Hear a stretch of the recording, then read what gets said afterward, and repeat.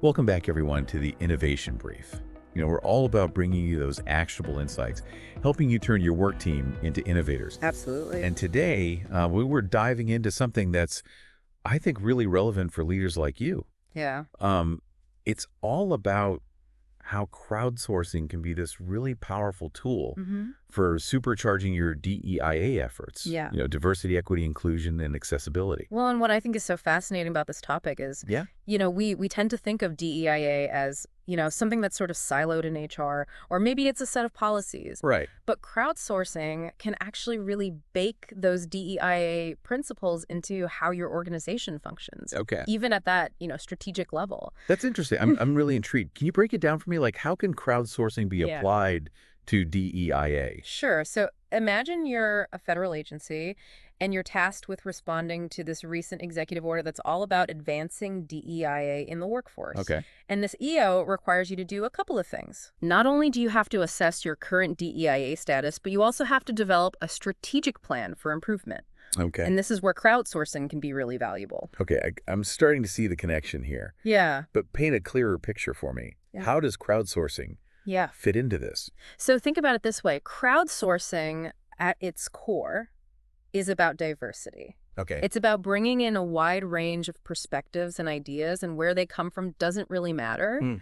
There's a saying, and I love the saying, diversity is an invite to the party and inclusion is being asked to dance. I love that. Crowdsourcing is that invitation. Okay. It opens the door to these diverse thoughts, and it allows for a richer discussion. So it's not just checking boxes and saying, okay, Right. We have diverse representation. Right. It's about seeking out and valuing these diverse perspectives Exactly. to drive, positive change in your organization. Yeah. And that's where crowdsourcing can really push organizations beyond their comfort zones. Introduce those fresh concepts and expand their knowledge base. Yeah, thinking about that, it makes me think that can lead to some pretty innovative solutions Absolutely. that you wouldn't get through traditional, top-down approaches. Totally. And the best part is that crowdsourcing, when done right, Yeah. automatically leads to inclusivity. Okay. Because the focus shifts to finding the most effective solution, Yeah. regardless of who came up with it. And this is where you start to see that being asked to dance, part of that saying. Okay, so it's about, creating that level playing field Yeah, where the best ideas rise to the top regardless of where they came from. absolutely. That's a powerful concept. Can you give me an example of how this would work, in practice? Sure. So think about how a federal agency might use crowdsourcing to revamp their internal processes or policies, or even the tools and methods they use by tapping into the collective intelligence of the workforce. They can gather diverse perspectives and ideas on how to improve things in a way that's more equitable and inclusive.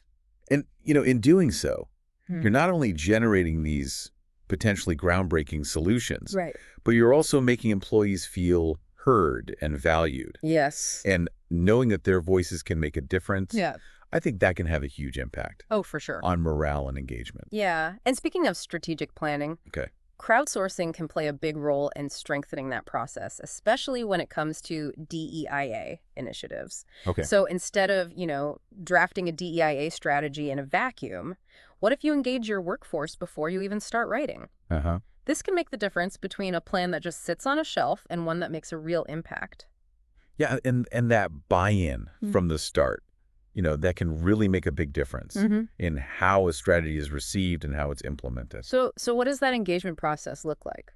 Let's think about that example of the federal agency again. Okay. Imagine they launch an anonymous crowdsourcing challenge. And they're specifically asking employees to identify the institutional barriers they're facing related to DEIA. I love that you said anonymous because that creates that safe space for people to be honest. Exactly. Especially if they've experienced discrimination or if they've, been marginalized within the organization. Right. They can share their perspectives without, fear of what's going to happen. And that honesty can be incredibly revealing, Mm-hmm. and it can unearth common themes and issues that you might not see through traditional feedback. Yeah. So, for example, one organization found out through a crowdsourcing initiative that a lack of flexible work arrangements was a huge barrier for women with caregiving responsibilities. Wow. And that's an insight they wouldn't have gotten Right. without directly asking and providing that anonymous platform. Yeah, it's like you're shining a light Yeah. on these hidden corners of the organization, Mhm. and you're getting like a real unfiltered view of what needs to change. And it's more than just being heard. It's about those employees seeing their feedback directly influence the creation of that DEIA strategy. Uh-huh. And that's when you start to see real ownership and engagement with the process. Right. So it's not just this top-down initiative. It's Right. something that everyone's had a hand in shaping. That makes a lot of sense. It gives the strategy that legitimacy because it's clearly been informed by the people who are most impacted by it. Exactly. So how do you go from those crowdsourced insights to a concrete action plan? It's all about connecting the dots. Okay.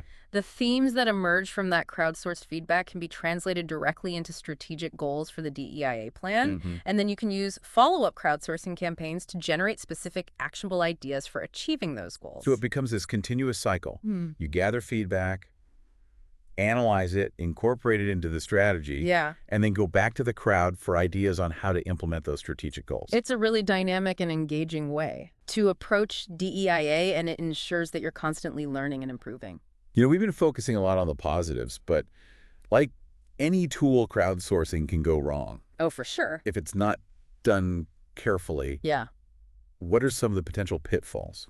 One of the biggest mistakes is treating crowdsourcing like a one-off event Yeah. rather than an ongoing process. So it's not like set it and forget it. Right, exactly. You have to weave it into how your organization operates, make it a regular part of your decision-making processes, and that takes a real commitment from leadership, not just to get that feedback, Right. but to actually respond to it and show that they're taking it seriously. Otherwise, people are going to feel like their voices aren't heard, Yeah. and then they're not going to participate in future initiatives. And in that, trust is crucial. Absolutely. And another mistake that I've seen Mm-hmm. is not being clear about the purpose and the goals of the crowdsourcing initiative right from the get-go. Yeah, you got to make sure everyone understands why you're asking for their input and how that feedback's going to be used. Transparency is key. Absolutely. And it's also important to be realistic about what crowdsourcing can achieve. For sure. I mean, it's a great tool, but it's not going to solve all your DEIA challenges overnight.